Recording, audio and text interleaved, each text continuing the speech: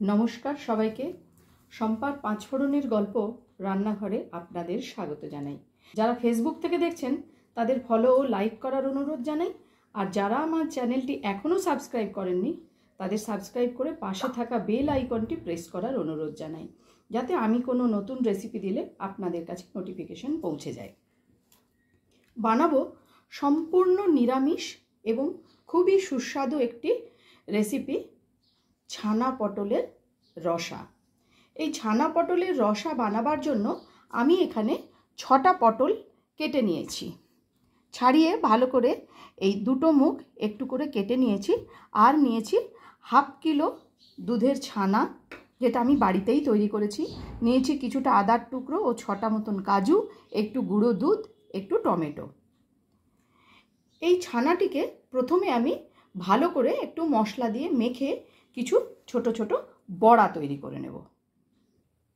আমি একটা প্লেটের মধ্যে ছানাটা নিয়ে নিলাম।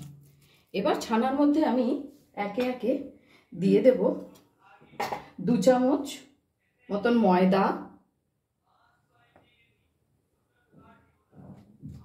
দিয়ে দিচ্ছি স্বাদ মতো নুন, দিলাম একটুখানি সামান্য একটু লঙ্কার গুঁড়ো, আর দিচ্ছি একটু গুঁড়ো দুধ। আর একটু গুঁড়ো দুধ আমি রান্নায় ব্যবহার করব। এবার এটাকে ভালো করে আমি মেখে নিয়ে কয়েকটা বড়ার মতন গড়ে নেব। মিডিয়াম সাইজের এখানে আমার 10টা বড়া তৈরি হয়েছে। এবারে আমি মিক্সার জারের মধ্যে দিয়ে দেব কুচো করে রাখা আদা, দিয়ে দিচ্ছি টমেটো, আর দেব সামান্য একটু ধনের গুঁড়ো। এইটুকু দিয়ে আমি প্রথমে এটাকে পেস্ট করে নেব। তেল গরম হয়ে গেছে। এবার তেলের মধ্যে আমি একে একে এই বড়াগুলো দিয়ে ভেজে নেব, লাল করে ভেজে নেব। একসাথে 4টেই ভাজবো, বেশি ভাজবো না। বড়াগুলো আমি লাল করে ভেজে নিয়েছি। এবারে এগুলোকে আমি তুলে নেব। অন্য বড়াগুলো আমি একে একে দিয়ে ভেজে নেব।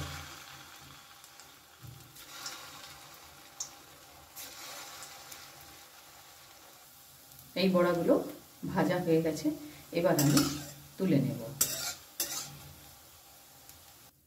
আর 2টো বড়া বাকি আছে, সেগুলোকেও আমি এবার এই 2টো বড়াও আমার ভাজা হয়ে গেছে। এবারে এই তেলের মধ্যেই আমি দিয়ে দেব নুন মাখানো পটল। এই পটলগুলোকে আমি নুন মাখিয়ে রেখেছিলাম, এগুলো এবার সুন্দর করে আমি ভেজে নেব।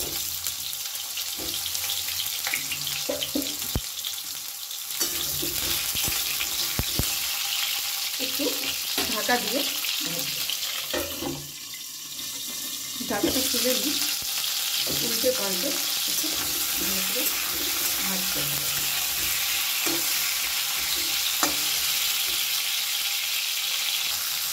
পটলগুলো ভাজা হয়ে গেছে, এবার আমি এগুলোকে তুলে নেব।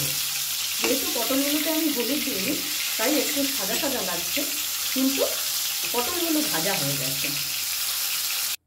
এই পটল ভাজা তেলের মধ্যেই আমি দিয়ে দিচ্ছি তেজপাতা টুকরো করে রাখা, লবঙ্গ, দালচিনি, এলাচ। এবারে এর মধ্যে দিয়ে দেবো একটু গোটা জিরে। গ্যাসের ফ্লেমটা এবার আমি মিডিয়ামে করে দিলাম।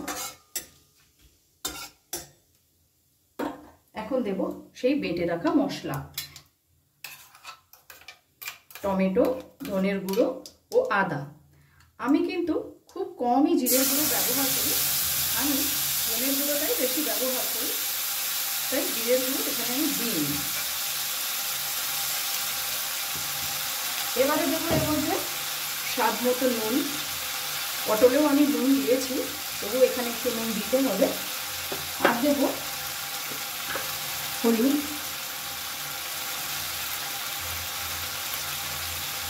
আর একটু লঙ্কার গুঁড়ো।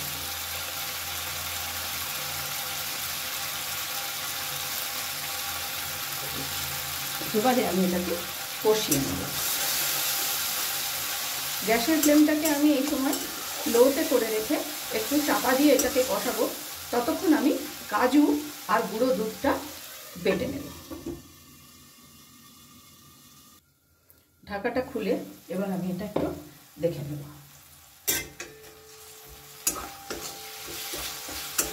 আদার কাঁচা গন্ধ চলে গেছে এবং মশলার ওপরে তেল ভেসে উঠেছে। এমন অবস্থায় আমি ভেজে রাখা পটলগুলো দিয়ে দিচ্ছি।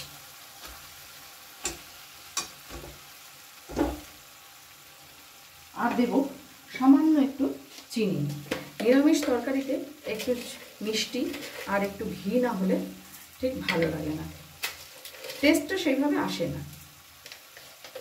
এটাকে দিয়েও ভালো করে আমি মিশিয়ে নেব।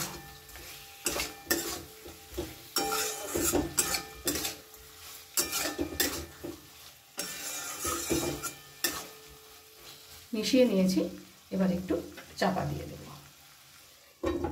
ঢাকাটা খুলে এবার আমি একটু চেক করে নেব।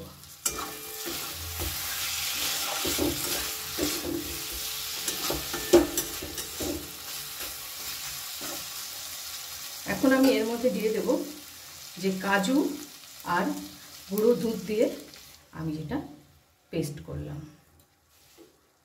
মিক্সি ধোয়া জলটাও আমি সামান্য একটু দিয়ে দিচ্ছি, মিক্সির জারের এই জলটা। এখন এটাকে খুব ভালো করে কিন্তু একটু নাড়তে হবে, তা না হলে যেহেতু কাজু আছে নিচে লেগে যেতে পারে। খুব একটা বেশি জলের ব্যবহার আমি এখানে করব না, কিন্তু একটুখানি মিক্সির জার ধোয়া জলটা দিতেই হলো। আর একটুক্ষণ আমি এটা ঢেকে দেব।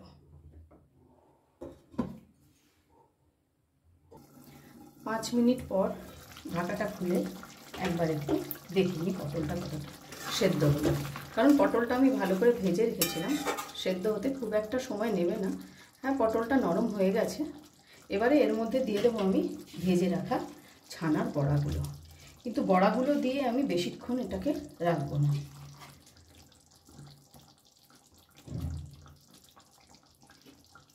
মিশিয়ে নেব একটু, চাপা দিয়ে 1 মিনিটের মতো রাখবো। দিয়ে দিলাম 2টো চিরা কাঁচা লঙ্কা, ঢেকে দিলাম 1 মিনিটের জন্য। 1 মিনিট হয়ে গেছে, এবার আমি একটু দেখে নিই। দেখুন তেল একদম ভেসে উঠেছে, বড়াটাও নরম হয়ে গেছে। এবার আমি এটা নামিয়ে নেব। নামাবার আগে দিয়ে দেব সামান্য একটু ঘি। দিয়ে দিচ্ছি একটু ঘি। আপনারা আপনাদের স্বাদ অনুযায়ী ঝাল মিষ্টি এগুলো দেবেন। আমি সব সময় চেষ্টা করি কতটা কম মশলায় কিভাবে সুস্বাদু করা যায় রান্না। তৈরি হয়ে গেল ছানা পটলের রসা। আমি চেষ্টা করেছি খুব কম উপকরণ এবং খুব কম মশলা ব্যবহার করে একটি সুস্বাদু রান্না আপনাদের সামনে উপস্থিত করার। ভিডিওটি আপনাদের কেমন লাগলো অবশ্যই কমেন্টস করে জানাবেন। আজ তাহলে এই পর্যন্তই। দেখা হচ্ছে সামনের ভিডিওতে অন্য কোনো রেসিপির সাথে।